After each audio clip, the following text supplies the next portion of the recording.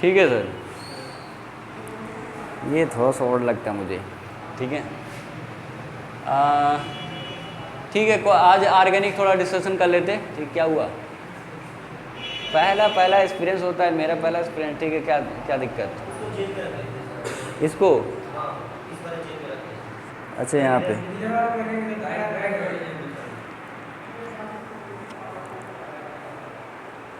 ठीक है, ऐसे चलो मोबाइल मत गिरे बस। तो पिछले टर्म पे हमने पढ़ा था, पीरियोडिक टेबल पढ़ा था, ट्रांजिशन एलिमेंट। ट्रांजिशन एलिमेंट में देखा था कि मेन ग्रुप एलिमेंट और ट्रांजिशन एलिमेंट होते क्या है। मेन ग्रुप एलिमेंट को कहा था कि मेन ग्रुप एलिमेंट वो होते हैं जिनका जो है एक इलेक्ट्रॉन, एक सेल इनकम्प्लीट होता है, उसको मेन ग्रुप बोला था। ठीक है, जिसका 2 सेल इनकम्प्लीट होता है उसको क्या बोला था? ट्रांजिशन एलिमेंट बोला था। जिसका 3 सेल इनकम्प्लीट होता है उसका क्या बोला था? इनर ट्रांजिशन बोला था। ठीक है, ये हमारे इनऑर्गेनिक में ट्रांजिशन एलिमेंट में आप पढ़ेंगे। ठीक है, और लगभग जो है एस ब्लॉक आपको दिया था और एस ब्लॉक करके दिखाया, पी ब्लॉक और डी ब्लॉक के सारे स्टडी किया हमने। डी ब्लॉक में पहले सीरीज़ को हम लोग क्या बोलते थे? First transition series. Second series को हम लोग क्या बोलते थे? ये 4D सीरीज़ को सेकंड ट्रांजिशन सीरीज बोलते थे। तो 3D सीरीज़ को हम, जो थर्ड ट्रांजिशन सीरीज था उसको हम लोग 5D सीरीज बोलते थे। ठीक है, तो 3D सीरीज है, 4D सीरीज है, 5D सीरीज है। ठीक, ये तीनों सीरीज। उसके बाद से 6D सीरीज। एग्जाम में आपको क्वेश्चन पूछता कि 3D सीरीज़ को जो है क्लासीफाई करिए। 3D सीरीज़ को क्लासीफाई करने के लिए क्या करेंगे हम? कितने एलिमेंट होते हैं, अब ऑन द बेसिस ऑफ दे देगा, यानी कि 3D सीरीज़ को कितने वर्ग में हम लोग क्लासीफाई करें, जैसे दे देगा विथ इलेक्ट्रॉनिक कन्फिगरेशन दे देगा, इलेक्ट्रोनिगेटिविटी दे देगा, आयनिक रेडियस दे देगा। ठीक है, पूछेगा कि 3D सीरीज़ का क्लासिफिकेशन करिए, तो 3D सीरीज़ का classification on the basis of क्या?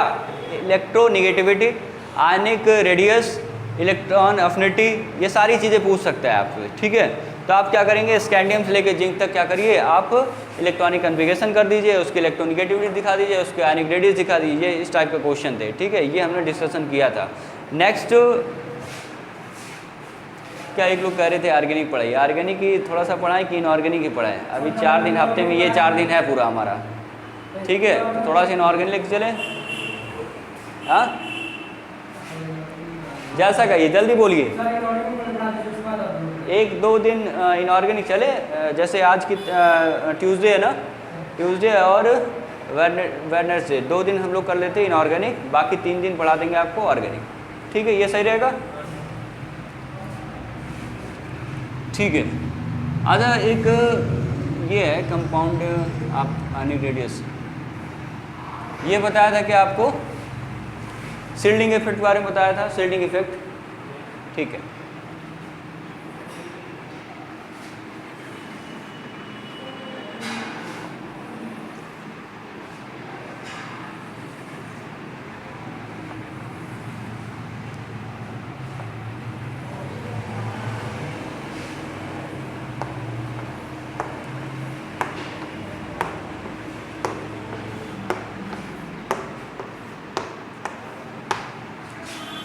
Scandium, titanium, vanadium, chromium, manganese, iron, cobalt, nickel, copper, zinc, cadmium, mercury, copper, silver, gold, nickel, platinum, cobalt, rhodium, iridium, iron, ruthenium, osmium, manganese, technetium, beryllium और chromium, molybdenum, tungsten.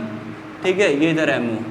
Vanadium, niobium, titanium, zirconium, hafnium और scandium, atrium और lanthanum और एक्टिनम। देखिए, हमने पहले class में discussion कर लिया था कि ट्रांजिशन एलिमेंट होते क्या हैं।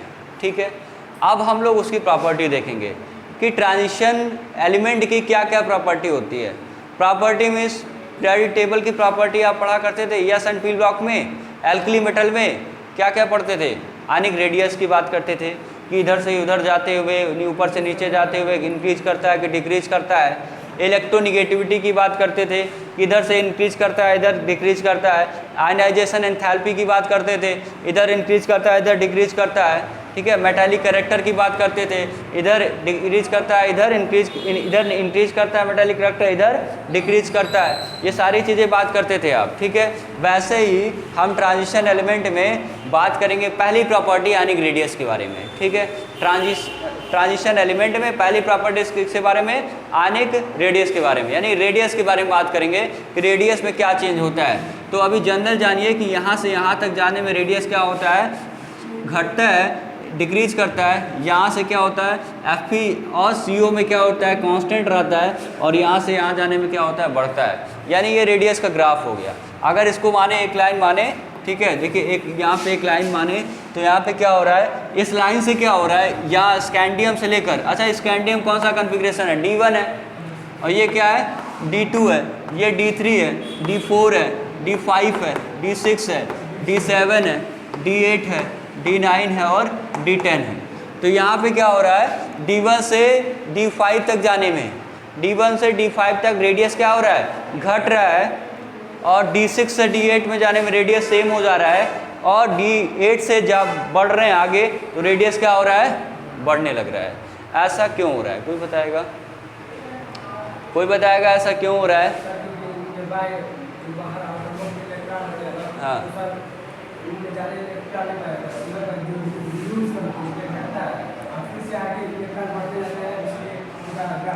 ठीक है, एक टर्म होता है शील्डिंग इफेक्ट।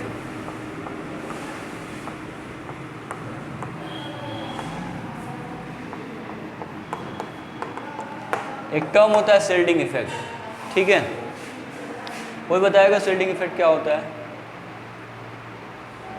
शील्डिंग इफेक्ट देखिए, अच्छा किसी एक, जैसे पोटेशियम है, पोटेशियम का एटॉमिक नंबर कितना है, 19 है, और एटॉमिक मास कितना, लगभग 40 हो गया, 39 40 कितना, 40, ठीक है, 40 होता है, तो 19 और 40 हो गया, एटॉमिक नंबर 19 है। तो कोई इसमें बताएगा इलेक्ट्रॉन की संख्या कितनी है, प्रोटॉन की संख्या कितनी है? जो एटॉमिक नंबर होता है Z = E = P = यानी कि तीनों सेम होते हैं, Z = P = E। जितना एटॉमिक नंबर होता है ना, उतना एटम में इलेक्ट्रॉन होता है, उतना क्या होता है, प्रोटॉन होते हैं। ये तो मालूम है आपको, जितना एटॉमिक नंबर उतने इलेक्ट्रॉन उतने प्रोटॉन, ठीक है। तो अगर हम एक स्ट्रक्चर बनाएं, ये न्यूक्लियस है, और इसके बाहर क्या है, क्या है, सेल है, चौथा पांचवा, ठीक। तो न्यूक्लियस में क्या क्या रहता है, प्रोटॉन और न्यूट्रॉन। न्यूट्रॉन पे कोई चार्ज है, 0 चार्ज। प्रोटॉन पे चार्ज होता है, +1 का चार्ज होता है। तो यहाँ पे कितने प्रोटॉन हैं, तो यहाँ पे 19 + 19 आएगा, बोलिए। और कितने इलेक्ट्रॉन होते हैं, इलेक्ट्रॉन पे कितना चार्ज होता है, -1 का चार्ज होता है। इलेक्ट्रॉन पे -1 का चार्ज है। तो हमने देखा है कि एटम में जितने प्रोटॉन उतने इलेक्ट्रॉन होते हैं। तो कितने प्रोटॉन थे, 19 प्रोटॉन थे। तो यहाँ पे कितने इलेक्ट्रॉन होंगे, 19 इलेक्ट्रॉन होंगे। तो 2 इलेक्ट्रॉन इसमें, 8 इसमें,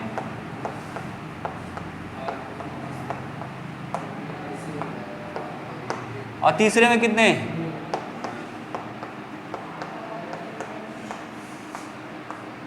1 2 3 4 5, ठीक है। बोलिए, यहाँ पे हो गया 2 इलेक्ट्रॉन, 8 इलेक्ट्रॉन, 10 और 8 18, 1 19, यानी 19 का हो गया, ठीक। ये इलेक्ट्रॉन को क्या करेगा, लूज कर सकते हैं हम, ठीक है, इसको हम लूज कर सकते हैं, लेकिन लूज नहीं करने देगा कौन, अगर पोटेशियम अकेला है, इस पे कोई एनर्जी नहीं दी जा रही है, तो ये इसको लूज नहीं करने देगा। क्यों नहीं करने देगा, ये जो न्यूक्लियस में प्रोटॉन है ना, पॉजिटिव कितने हैं, 19 प्रोटॉन मिलकर एक इलेक्ट्रॉन, एक निगेटिव चार्ज वाले को क्या कर रहे हैं, खींच रहे हैं अपने तरफ, यानी अट्रैक्ट किए हुए हैं।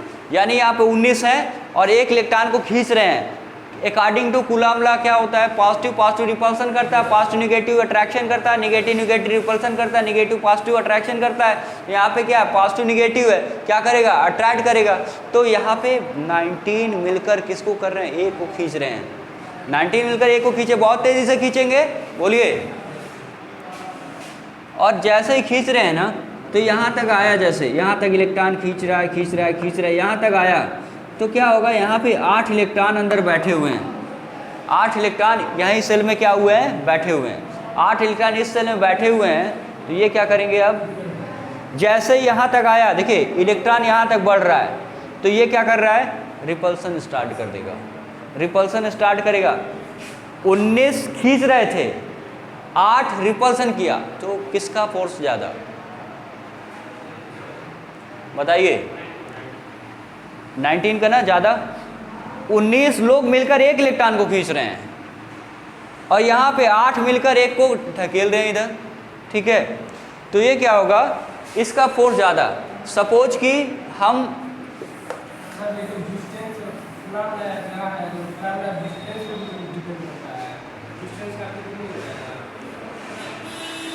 सेल के, अभी ये कॉन्सेप्ट समझो, ठीक है। हाँ, सारा क्वेश्चन बाद 20 न्यूटन से इधर खींचा गया, ठीक है। चलिए डिस्टेंस मान लेते, कम डिस्टेंस है, कम डिस्टेंस मान लीजिए 8 न्यूटन क्या कर दिया, इधर लगा दिया रिपल्सन, ठीक है। डिस्टेंस के अकॉर्डिंग आप यहाँ पे लगा दीजिए, सब कुछ लगा दीजिए।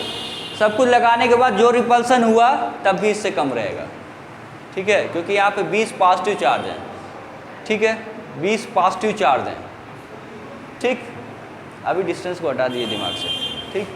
20 मिलके खींच रहे थे, 19 मिलके खींच रहे थे, 20 न्यूटन का फोर्स लगा रहे थे, इधर का लगाया 5 लगा दिया, तो ओवरऑल अट्रैक्शन किधर हुआ, कॉन्सेप्ट को समझने का कोशिश करिए। ओवरऑल अट्रैक्शन किधर हुआ, इधर 19 प्रोटॉन की तरफ, न्यूक्लियस की तरफ। तो और जितना 20 न्यूटन का अट्रैक्शन लग रहा था इस पर, क्यों लग रहा था, क्योंकि इसका एटॉमिक नंबर 19 है, तो 1900 मिलकर खींच रहे थे। जितना 1900 जो मिलकर खींच रहे थे उसको हम बोले थे अट्रैक्शन, क्या बोले थे, न्यूक्लियस अट्रैक्शन, यानी न्यूक्लियस में जो प्रोटॉन है उसका अट्रैक्शन, न्यूक्लियर अट्रैक्शन। और यहाँ से 8 मिलकर क्या करने लगे, रिपल्सन करने लगे, उसको बोलेंगे रिपल्सन, ठीक है, इलेक्ट्रॉनिक रिपल्सन, इलेक्ट्रॉनिक रिपल्सन। तो टोटल जो खींच रहे थे, इसके आने के वजह से जो रिपल्सन हो गया, और किस में कमी आ गया, अट्रैक्शन में। मान लीजिए एक रस्सी है, इधर से 7-8 लोग खींच रहे हैं, ठीक है, और इधर से अकेला है, तो रस्सी किधर जाएगी, इधर ही जाएगी।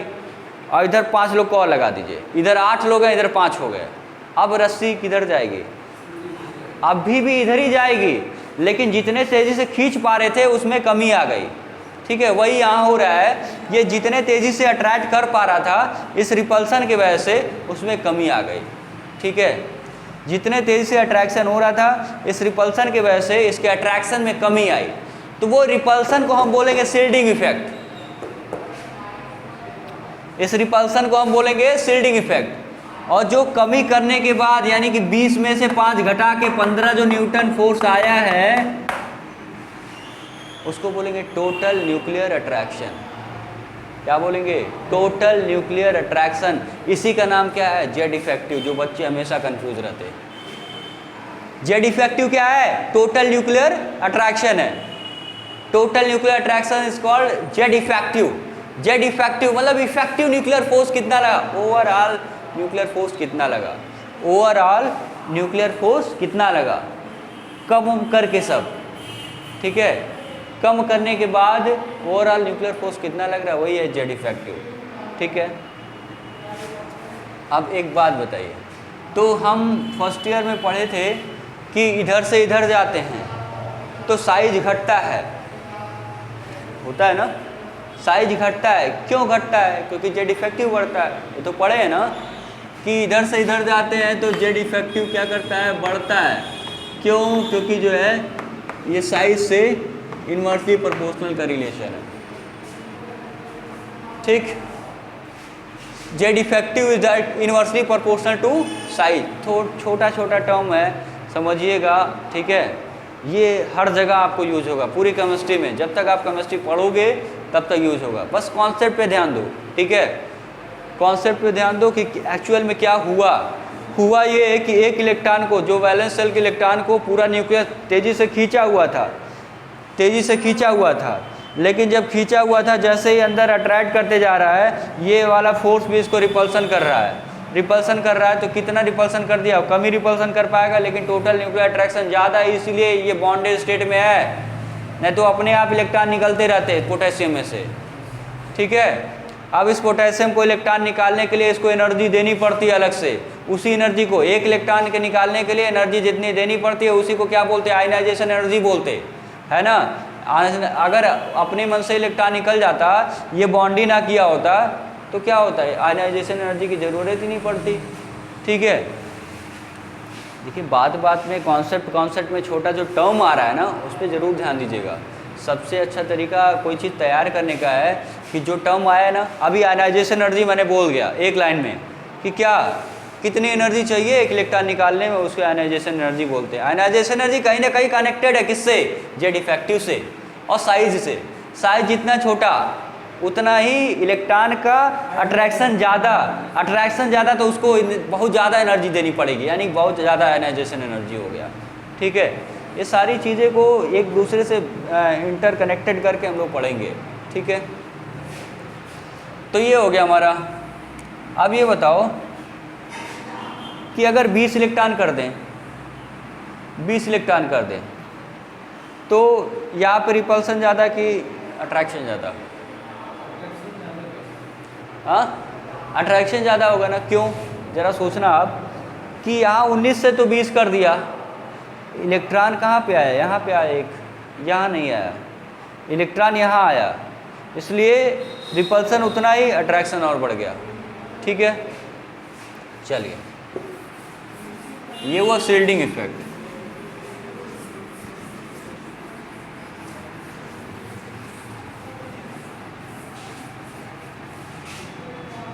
अब तो शील्डिंग इफेक्ट समझ में आया ना, जो रिपल्सन होता है वही शील्डिंग इफेक्ट है। एस में सबसे ज़्यादा शील्डिंग इफेक्ट एस ऑर्बिटल में, फिर पी में, फिर डी में, फिर एफ। कल कॉलेज की छुट्टी है क्या? कल कॉलेज की छुट्टी है? हाँ,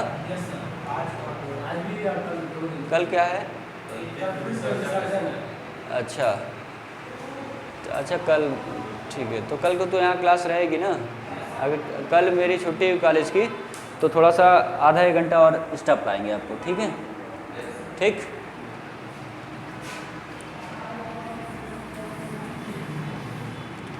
SPDF सबसे ज़्यादा शील्डिंग इफेक्ट। अब देखिए जहाँ जहाँ हम कहेंगे शील्डिंग इफेक्ट, तुरंत दिमाग में आना चाहिए रिपल्सन। शील्डिंग इफेक्ट क्या है, जेड इफेक्टिव नहीं है। जेड इफेक्टिव क्या है, कितना अट्रैक्शन था, 8 लोग मिलके कितना खींचे थे, 8 लोग मिलके कितना खींचे थे, 5 पहले एक को 5 और लगा दिए गए, तो जो 5 के वजह से अट्रैक्शन में कमी आई है वही क्या है, शील्डिंग इफेक्ट है। यानी 5 लगा देने के वजह से जो रिपल्सन हुआ वो क्या, शील्डिंग इफेक्ट है। तो अब yes orbital, P orbital, D orbital, F orbital में यस का शील्डिंग इफेक्ट बहुत ज़्यादा होता है, क्योंकि इसका साइज छोटा होता है और न्यूक्लियस के करीब होता है, ठीक है। यस का साइज छोटे होने, साइज मानिए साइज फैक्टर है, ठीक है। Size the factor of defining the shielding effect. Size of yes orbital is very less, so shielding effect is very, क्या बोल सकते हैं, यस का बहुत ज़्यादा, इससे कम पी का, इससे कम डी का, एफ में बिल्कुल है ही नहीं। एफ में बिल्कुल शील्डिंग इफेक्ट है ही नहीं, यानी रिपल्सन नहीं है। और एफ का साइज बड़ा है, एस का साइज छोटा, पी का साइज उससे बड़ा, डी का साइज उससे बड़ा, एफ का साइज और बड़ा। तो ये बताइए साइज जब बड़ा है, साइज जब बड़ा है, ऐसे समझिए, ये छोटा कमरा है, ये छोटा कमरा है, इसमें 10 लोग को अगर बैठाया जाए तो आराम से बैठ जाएंगे। 10 लोग को अगर बैठाया जाए तो आराम से बैठ जाएंगे। ठीक है, संख्या 20 कर दी जाए। हाँ,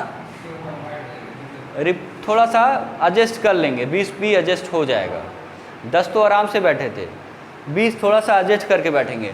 30 कर दिया जाए और दिक्कत होगा, 50 कर दिया जाए बहुत ज़्यादा दिक्कत होगा। तो कमरे का साइज़ तो फिक्स है, लेकिन हम संख्या बढ़ाते जा रहे हैं। संख्या 50 में बहुत ज़्यादा दिक्कत था। ठीक है, चलिए अब क्या करते, कमरे का साइज़ हम छोटा कर देते, इतना कर देते, इसका हाफ कर देते, इसका 4 गुना कर देते। ठीक है, अब उसमें क्या करते, 2 लोग को बैठाते। ठीक है, तो उस कमरे का साइज बहुत छोटा हो चुका है। ठीक है, ऐसे समझिए, यस ऑर्बिटल का साइज ये है, पी ऑर्बिटल का साइज ये है, डी का, चलिए यस का ये मान लीजिए, पी का ये, डी का ये है, और एफ का बहुत बड़ा साइज। इसमें 2 लोग को रहना, 2 इलेक्ट्रॉन को रहना, तो साइज छोटा है बहुत, रिपल्सन बहुत ज़्यादा होगा, रिपल्सन बहुत ज़्यादा होगा। पी में 6 लोग को रहना। ठीक है, पी का साइज लेकिन बड़ा है, और अलग अलग पी के P X, P Y, P Z 3 है, ये ऐसे बना लीजिए, जेड ऐसे बना लीजिए, P X, P Y, P Z, अलग अलग लोब हैं इसमें, 2-2 इलेक्ट्रॉन इजीली रह सकते। ठीक है, डी का ये, डी में 5 ऑर्बिटल हैं, कौन कौन से, D X Y, D Y Z, D Z X, D Z square minus X square, D Z square minus Y square, D X square minus Y square. अरे 6 हो गया।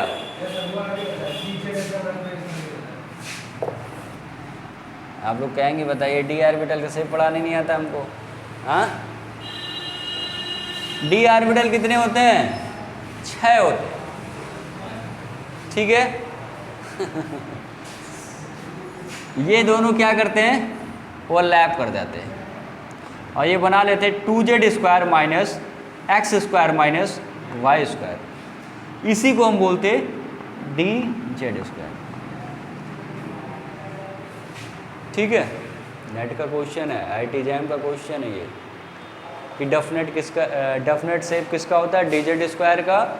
और जो डी जेड स्क्वायर होता है, इनमें से कौन डी जेड स्क्वायर है, 4 option, D two Z square minus X square minus Y square, D two Z square minus 2x square minus 2y square, D Z square minus 2x square minus, option बना देगा इससे।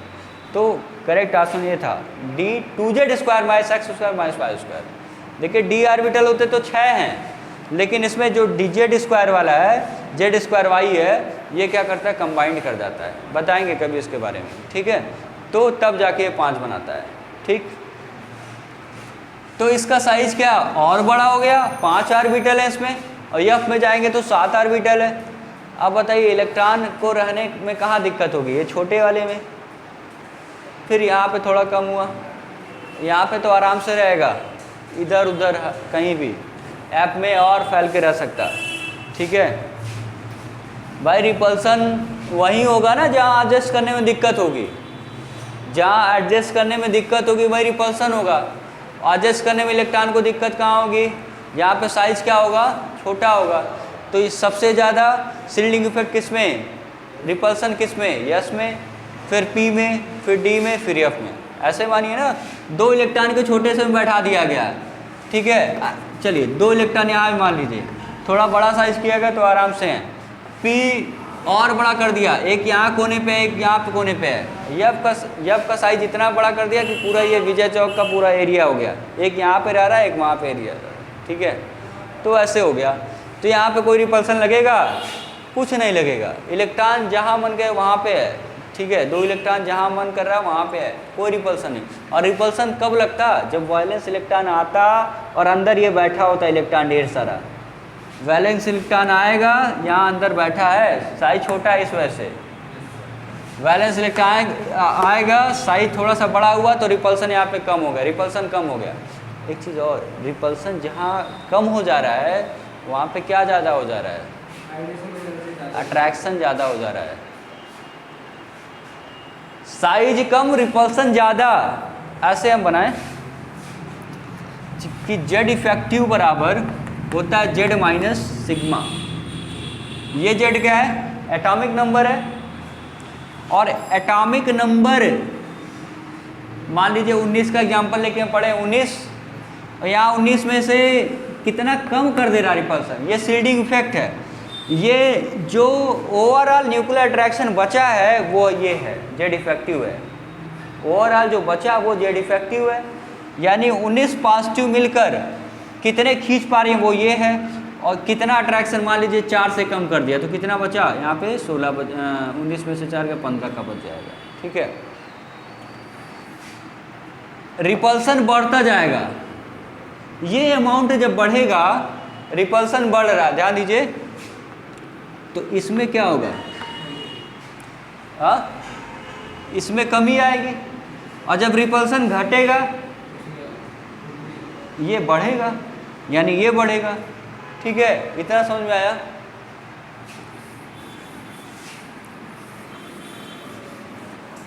ये सब first year में तो आप पढ़े होंगे, जेड इफेक्टिव। सेकेंड चैप्टर में पढ़े होंगे ना, जेड इफेक्टिव, शील्डिंग इफेक्ट, ये सारा चीज नहीं पढ़े? क्यों?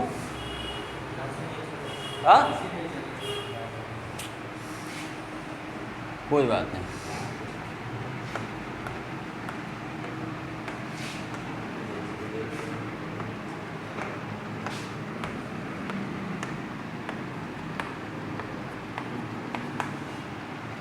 ये हमारा पहला सीरीज है ट्रांजिशन सीरीज का। ट्रांजिशन एलिमेंट का पहला सीरीज है D1। साइज बहुत बड़ा है, 1 इलेक्ट्रॉन ही है D1 में, कोई रिपल्सन नहीं। रिपल्सन नहीं तो जितना पॉजिटिव था पूरा क्या कर लिया? अट्रैक्ट कर लिया, है ना। 2 इलेक्ट्रॉन आ गए इसमें। ध्यान से इसको देखिए। क्या हुआ? नींद आ रही है? वो तो हमें आनी चाहिए, क्योंकि नींद पूरी नहीं हुई मेरी। लग रहा है क्या? हाँ, तो D2 1 और 2 इलेक्ट्रॉन।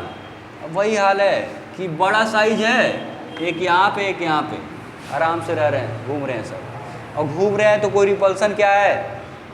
रिपल्सन है? नहीं है, रिपल्सन नहीं है। यहाँ पे क्या है? केवल अट्रैक्शन है। तो ये टॉपिक ये है, ध्यान से एक एक टर्म सुनेंगे तभी समझ में आएगा। और एक बार समझ में आ गया ना शील्डिंग इफेक्ट, तो हर क्वेश्चन इनऑर्गेनिक का आप देखते ही मारेंगे, क्योंकि शील्डिंग इफेक्ट क्या है? शील्डिंग इफेक्ट बेस है, हर जगह लग जाता है। ये आयनाइजेशन एनर्जी पे लग जाता है, इलेक्ट्रॉन अफिनिटी पे लग जाता है, इलेक्ट्रोनिगेटिविटी पे लग जाता है, सब पे लग जाता है। ठीक है, अच्छा ये बताइए, यहाँ पे साइज तो बड़ा ही है सबका, ठीक है, इसका भी साइज सेम ही है, सेम ही है, सेम ही है, सेम ही है। इलेक्ट्रॉन बढ़ रहे हैं और कोई रिपल्सन नहीं लग रहा है। थोड़ा सा हमको लग रहा है आपको समझ नहीं आ रहा है। आ रहा है? साइज सबका डी ऑर्बिटल का बड़ा ही साइज है, इलेक्ट्रॉन बढ़ रहा है लेकिन रिपल्सन नहीं बढ़ रहा है। तो बढ़ेगा क्या? अट्रैक्शन। क्यों अट्रैक्शन बढ़ रहा है? 21 था यहाँ पे, 22 हो गया, 23 हो गया, 24 हो गया, 25 हो गया। एटॉमिक नंबर बढ़ रहा है ना, और एटॉमिक नंबर बढ़ रहा है तो पॉजिटिव चार्ज बढ़ रहा है। पॉजिटिव चार्ज बढ़ रहा है, रिपल्सन नहीं बढ़ रहा है। पॉजिटिव चार्ज बढ़ रहा है, रिपल्सन नहीं बढ़, यानी पॉजिटिव चार्ज की संख्या बढ़ती जा रही है, तो अट्रैक्शन और बढ़ाता जाएगा। ये अट्रैक्शन कहाँ तक बढ़ाएगा? D5 तक। अट्रैक्शन कहाँ तक बढ़ाएगा? D5 तक बढ़ाएगा। और D5 तक अट्रैक्शन बढ़ा रहा तो साइज में क्या होगा? कमी आती जाएगी। भाई ये न्यूक्लियस था, इलेक्ट्रॉन था, ये जितना खींचेगा केवल अट्रैक्शन एक से इलेक्ट्रॉन बढ़ा, प्रोटॉन बढ़ा, अट्रैक्शन और बढ़ा। एक और प्रोटॉन बढ़ा, अट्रैक्शन और बढ़ा, एक और प्रोटॉन बढ़ा, अट्रैक्शन और बढ़ा, तो साइज श्रिंक करता जाएगा, छोटा होता जाएगा साइज, इसलिए यहाँ तक साइज छोटा होता है। D1, तो अगर आपसे कोई पूछे ट्रांजिशन एलिमेंट में D1 से लेकर D4 तक साइज में कमी आती जाती है, किसके वजह से, तो बोलिएगा जेड इफेक्टिव वहाँ पे बढ़ता है। कोई बोले शील्डिंग इफेक्ट क्या होता है, तो बोलिएगा D1 में नो शील्डिंग इफेक्ट, कोई रिपल्सन नहीं, D2 में नो शील्डिंग इफेक्ट, D3 में नो शील्डिंग इफेक्ट, D4 में नो शील्डिंग इफेक्ट, D5 जैसे आता है ना हल्का सा शील्डिंग इफेक्ट लगता है, क्योंकि साइज तो सेम ही रह रहा है, d ऑर्बिटल बड़ा ही साइज सबका है, कॉमन साइज है। जैसे जैसे इलेक्ट्रॉन बढ़ने लगेंगे तो रिपल्सन भी हल्का हल्का बढ़ने, तो D5 से रिपल्सन हल्का सा बढ़ जाएगा, तो D6 आते आते थोड़ा सा ये फिर D5 नहीं, यहाँ तक करिए, D6 D7 में कांस्टेंट हो जाएगा। अब यहाँ से इलेक्ट्रॉनिक रिपल्सन चालू हो गया, क्योंकि साइज तो वही था लेकिन भीड़ बढ़ती गई, जब भीड़ बढ़ती गई तो रिपल्सन फिर से स्टार्ट, तो शील्डिंग इफेक्ट अपना फिर से खेल स्टार्ट कर दिया, रिपल्सन स्टार्ट। अब ये खींचेगा ना तो कहेगा नहीं आएंगे, ये तो रिपल्सन होंगे, हम शील्डिंग इफेक्ट लग रहा है, जब रिपल्सन होगा तो साइज बाहर की तरफ भागेगा, बाहर की तरफ भागेगा तो क्या हो रहा है, ये क्या कर रहा है, इंक्रीज कर रहा है।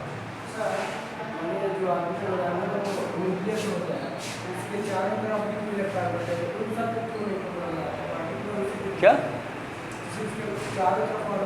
चारों तरफ, हाँ इलेक्ट्रॉन हैं,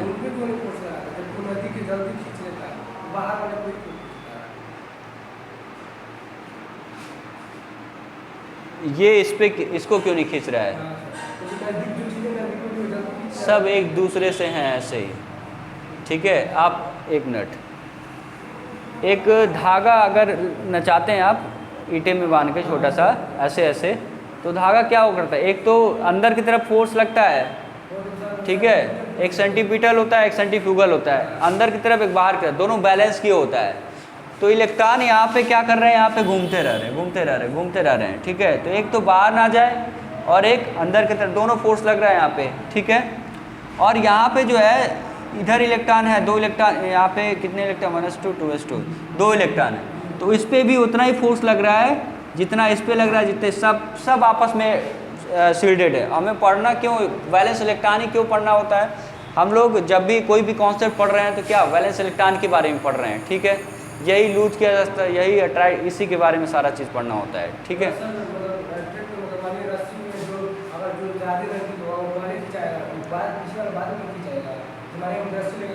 ये कैसे, हाँ तो भाई उसी का नाम है पेनिट्रेशन इफेक्ट, ठीक है, एक्चुअली उसी का नाम है PDF, ठीक है,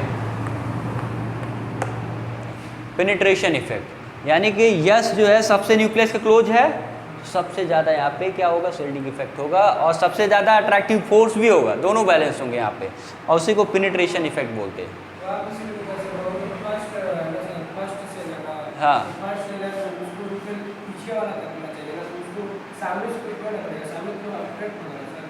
समझे नहीं हम, ऑर्बिटल है, फर्स्ट ऑर्बिटल हो गया,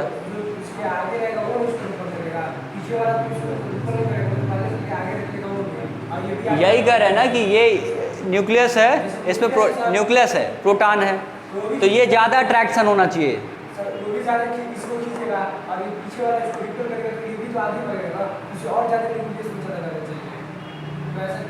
यस वाला न्यूक्लियस के करीब है, और यस में शील्डिंग इफेक्ट इसलिए ज़्यादा है, जैसा कि आपने कहा है कि यहाँ पे केवल न्यूक्लियर अट्रैक्शन लग रहा है, ठीक है।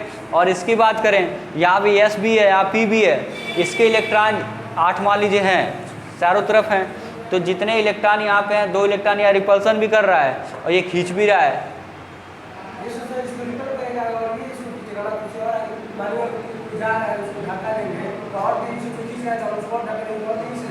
हाँ ठीक है ना, तो इसीलिए तो जैसे जैसे इलेक्ट्रॉनों की संख्या बढ़ती जाती है तो इसका यानी कि साइज बड़ा है, जब यहाँ पर रिपल्सन हो रहा है यहाँ साइज बड़ा है, तो जैसे जैसे आगे जाएंगे साइज छोटा होता है, क्यों, क्योंकि न्यूक्लियर अट्रैक्शन ज़्यादा होता है, न्यूक्लियर रिपल्सन कम होता रहता है। आपने यही कहा ना कि जैसे यहाँ पे इलेक्ट्रॉनों की संख्या जो है बढ़ेगी, नहीं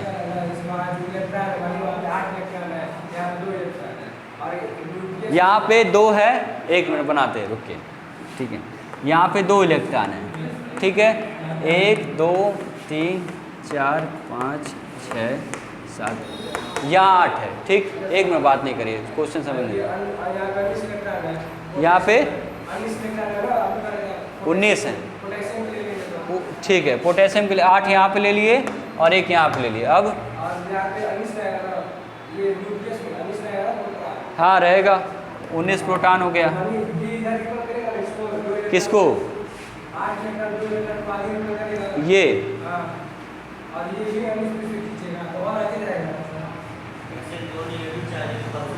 इसको रिपल्सन करेगा तो ये और इधर जाएगा। ठीक है, हाँ लगेगा, बिल्कुल लगेगा। 19 और खींचेगा तो ये रुका हुआ नहीं है, ये घूम रहा है लगातार और इतनी फास्ट मोशन कर रहा है ना कि हाँ क्या कहता है, उतना ज़्यादा न्यूक्लियस में गिरेगा नहीं जाके ये। ठीक है, हाँ जब घूमता है कोई चीज़ तो बाहर की तरफ एक फोर्स लग रहा है, ऑलवेज लग रहा है, वो इसको क्या किए हुए, बैलेंस किए हुए हैं। और हाँ वाकई में ये वाला रिपल्सन करेगा इसको, यहाँ पे ज़्यादा फोर्स लगेगा। क्यों ज़्यादा लगेगा? क्योंकि रिपल्सन हो रहा है, तभी तो इसका पेनिट्रेशन इफेक्ट यस का क्या होता है, बहुत ज़्यादा होता है। ठीक, यस का पेनिट्रेशन इफेक्ट, फिर पी का, फिर डी का, फिर एफ, ये ऑर्डर याद कर लीजिए आप। बिल्कुल ये शेडिंग इफेक्ट का यहाँ पे भी लगेगा प्रोसेस। ठीक है, अब क्लियर हुआ कि नहीं हुआ? ठीक है, आज के लिए बस इतना ही, क्योंकि हमको कॉलेज निकलना। इसको बंद करिए।